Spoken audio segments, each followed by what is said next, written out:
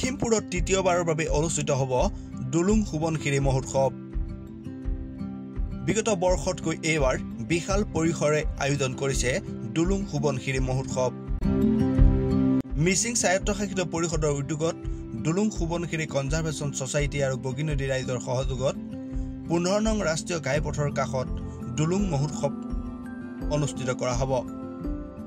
অহা 27, 28, 29 আৰু 30 নৱেম্বৰত অনুষ্ঠিত কৰিবৰ বাবে ইতিমধ্যে পূৰ্ণাংগ সমিতি গঠন কৰা হৈছে। এছিয়াৰ সৰ্ববৃহৎ একমাত্ৰ ঔষধি চিয়া নাহৰৰ উৎপাদনস্থলী দুলুং সংৰক্ষিত বনাঞ্চলক সুৰক্ষিত কৰি বিশ্বৰ দৰবাৰত পৰিচিত কৰাৰ প্ৰয়াসেৰে উদযাপন কৰি অহা হৈছে দুলুং সোৱণশিৰি মহোৎসৱ।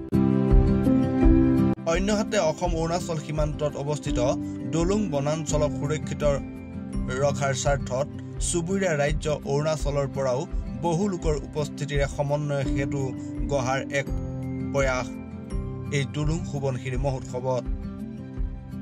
ইতিমধ্যে উদযাপন সমিতিৰ বিষয়ববীয়াসকলে নিজৰ নিজৰ দায়িত্ব সুচাৰুৰূপে পালন কৰাৰ লগতে দুলুং সোৱণশিৰি মহোৎসৱ সাফল্যমণ্ডিত কৰি তুলিবৰ বাবে উপসমিতিসমূহে নিজৰ নিজৰ দায়িত্ব পালন কৰা পৰিলক্ষিত হৈছে। দুলুং সোৱণশিৰি মহোৎসৱ অনুষ্ঠান সফল কৰি তুলিবৰ বাবে সকলো শ্ৰেণীৰ ৰাইজৰ সহায় সহযোগিতা আৰু উপস্থিতি কামনা কৰিছে আয়োজক সমিতিয়ে।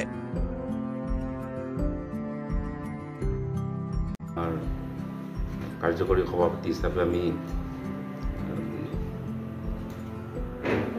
আমাৰ অনিল পায়েং, স্থানীয় আমাৰ MSc EM অনিল পায়েং ডাঙৰীয়া সভাপতি হিচাপে, সাধাৰণ সম্পাদক হিচাপে বুলটন বৰাক আমি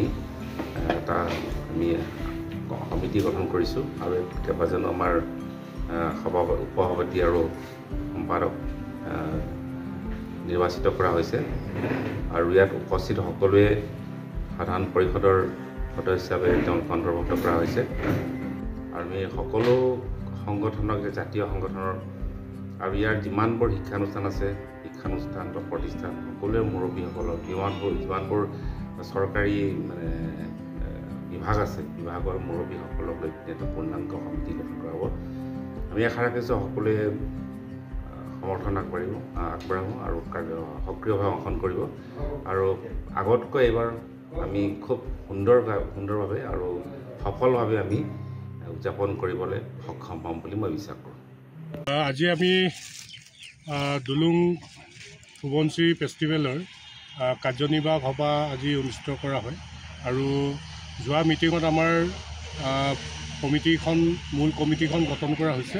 আজি ছাব কমিটিসমূহ আজি পূৰ্ণাংগ কৰা হৈছে আৰু ছাব কমিটিসমূহে অহাকালিৰ পৰা নিজা নিজা দায়িত্বৰে কাম আৰম্ভ কৰিব আৰু কম দিনৰ ভিতৰতে মূল মণ্ডপৰ কাম আৰম্ভ হ'ব আৰু যাৱতীয় ব্যৱস্থাপনাখিনিও অহাকালিৰ পৰা আৰম্ভ হ'ব। Bureau report, BSP Live 24।